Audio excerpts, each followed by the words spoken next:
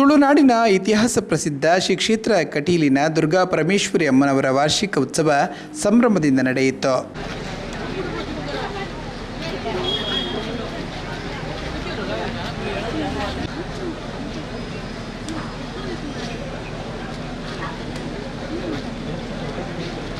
ಕ್ಷೇತ್ರದಲ್ಲಿ ಅನಾದಿ ಕಾಲದಿಂದಲೂ ನಡೆದು ಬಂದ ಪದ್ಧತಿಯಂತೆ ಭಕ್ತಿಯ ಸಂಕೇತವಾದ ಸೂಟೆದಾರ ರವಿವಾರ ರಾತ್ರಿ ನಡೆಯಿತು.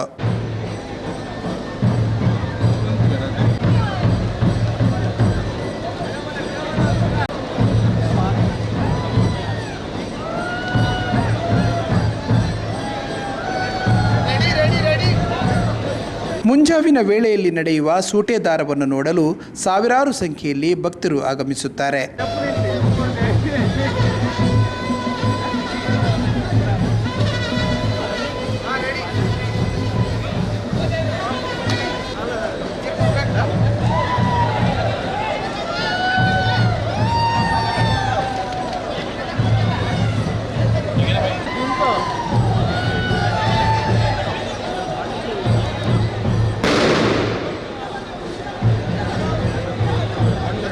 ದೇವರು ಎಕ್ಕಾರು ತನಕ ಕಟ್ಟೆ ಪೂಜೆಗೆ ಹೋಗಿ ಹಿಂದೆ ಬರುವ ಸಂದರ್ಭದಲ್ಲಿ ಶಿಬರೂರಿನಿಂದ ಕೊಡಮಣಿತಾಯ ದೈವ ಹಾಗೂ ಶ್ರೀದೇವಿಯ ಭೇಟಿಯಾದ ಬಳಿಕ ರಥಾರೋಹಣ ನಡೆದ ನಂತರ ನೇರವಾಗಿ ಜಲಕದ ಕಟ್ಟೆಗೆ ಜಲಕಕ್ಕೆ ಕರೆದುಕೊಂಡು ಹೋಗಲಾಗುತ್ತದೆ.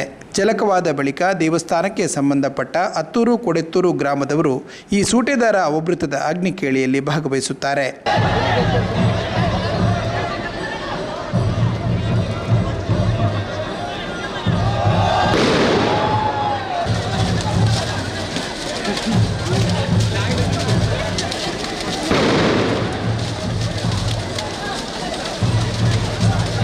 ಸೂಟೆದಾರದಲ್ಲಿ ಪಾಲ್ಗೊಳ್ಳುವವರು ವೃತ್ತಧಾರಿಗಳಾಗಿರಬೇಕು. ಧ್ವಜಾರೋಹಣದ ದಿನದಿಂದ ಸೂಟೆದಾರದ ತನಕ ಕೇವಲ ಒಂದು ಹೊತ್ತು ಊಟ ಮಾಡಬೇಕು.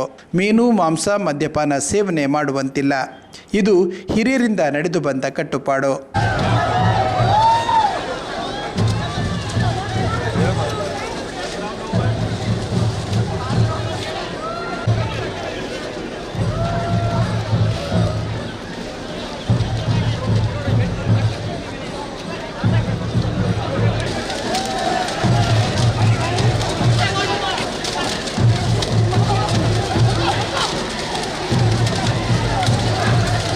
ರಾತ್ರಿ ಜಲಕಕ್ಕೆ ಹೋದ ದೇವರು ಸ್ನಾನ ಮಾಡುವ ಕೆರೆಯಲ್ಲಿ ಸೂಟೆದಾರದಲ್ಲಿ ಭಾಗವಹಿಸುವ ಭಕ್ತಾದಿಗಳು ಸ್ನಾನ ಮಾಡಿ ಒದ್ದೆ ಬಟ್ಟೆಯಲ್ಲಿ ಬರುತ್ತಾರೆ. ಜಲಕದ ಕಟ್ಟೆಯ ಮೈದಾನದಲ್ಲಿ ರಕ್ತೇಶ್ವರಿ ಸನ್ನಿಧಾನವಿದ್ದು ಅಲ್ಲಿನ ದೀಪಕ್ಕೆ ಸೂಟೆಯನ್ನು ಹಚ್ಚಿ ಸೂಟೆದಾರ ಆರಂಭವಾಗುತ್ತದೆ. ಅಲ್ಲಿಂದ ಕಟೀಲು ಬೀದಿಗೆ ಬರುವ ತನಕ ಸೂಟೆದಾರ ನಡೆಯುತ್ತದೆ. ಮತ್ತೆ ರಥ ಬೀದಿಯಲ್ಲಿ ಸುಮಾರು 400ಕ್ಕೂ ಹೆಚ್ಚು ಮಂದಿ ಸೂಟೆದಾರದಲ್ಲಿ ಪಾಲ್ಗೊಳ್ಳುತ್ತಾರೆ.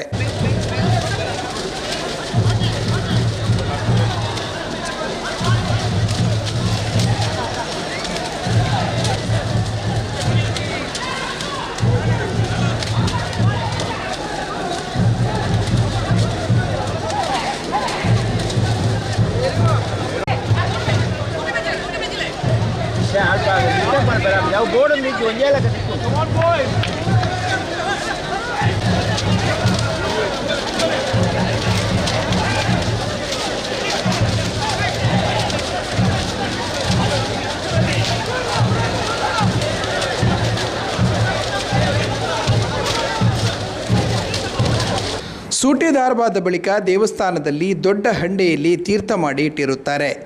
ಅದರಲ್ಲಿ ಸ್ನಾನ ಮಾಡುವ ಕ್ರಮ ಇಂದಿಗೂ ನಡೆದು ಬರುತ್ತಿದೆ.